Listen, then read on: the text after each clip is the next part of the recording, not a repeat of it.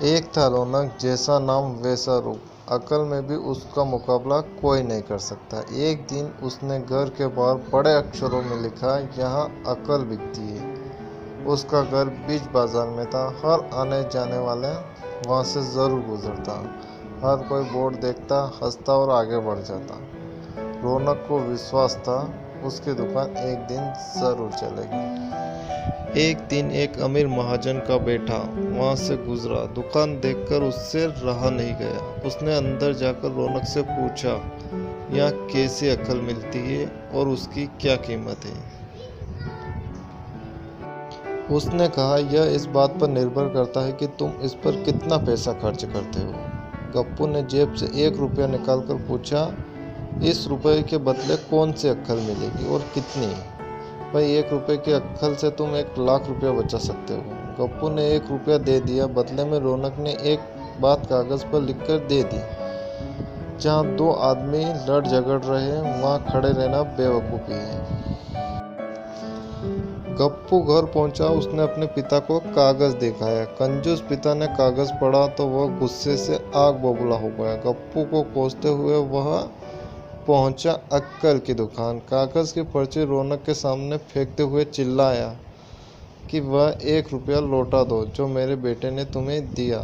रौनक ने कहा, ठीक है, लौटा देता हूँ, लेकिन शर्त यह है कि तुम्हारा बेटा मेरी सलाह पर कभी अमल नहीं करेगा। कंजूस महाजन के वादा करने पर रौनक ने रुपया वापस कर दिया। उस नगर के राजा की 2 रानियां थीं। एक दिन राजा अपनी रानियों के साथ जौहरी बाजार से गुजरा।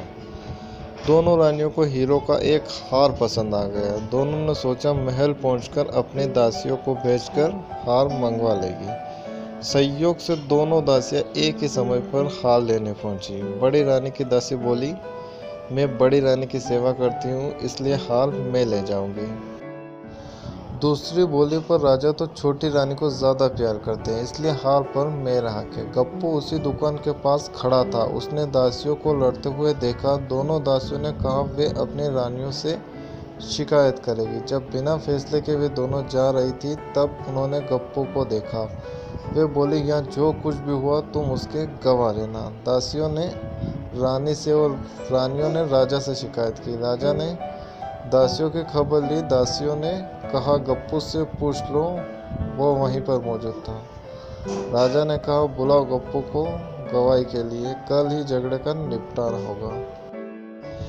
इधर गप्पू हैरान, पिता परेशान। आखिर दोनों पहुंचे अक्कल की दुकान।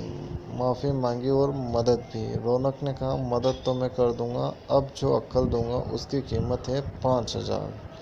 मरता क्या न करता, कंजूस पिता ने दिए 5,000। रौनक ने अक्ल दी। गवाही के समय गप्पू पागलपन का नाटक करे और दासियों के विरुद्ध कुछ न कहे। अगले दिन गप्पू पहुंचा दरबार में, करने लगा पागलों जैसी हरकतें। राजा ने उसे वापस भेज दिया और कहा, पागल की गवाही पर भरोसा नहीं कर सकते।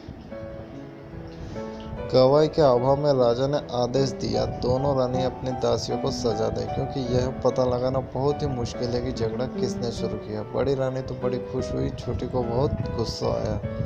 गप्पू को पता चला कि छोटी रानी उससे बहुत नाराज है, तो वह फिर अपनी सुरक्षा के लिए परेशान हो गया। फिर पहुंचा अक्कल की दुकान।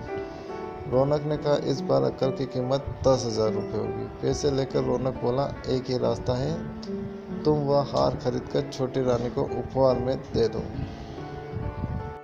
गप्पू सख्ते में आ गया। बोला, अरे ऐसे कैसे हो सकता है, उसकी कीमत तो 1 लाख रुपए है। रौनक बोला, कहा था ना उस दिन जब तुम पहली बार आए थे, 1 रुपये की अक्ल से तुम 1 लाख रुपए बचा सकते हो। इधर गप्पू को हार खरीद कर भेंट करना पड़ा, उधर अक्कल की दुकान चल निकली।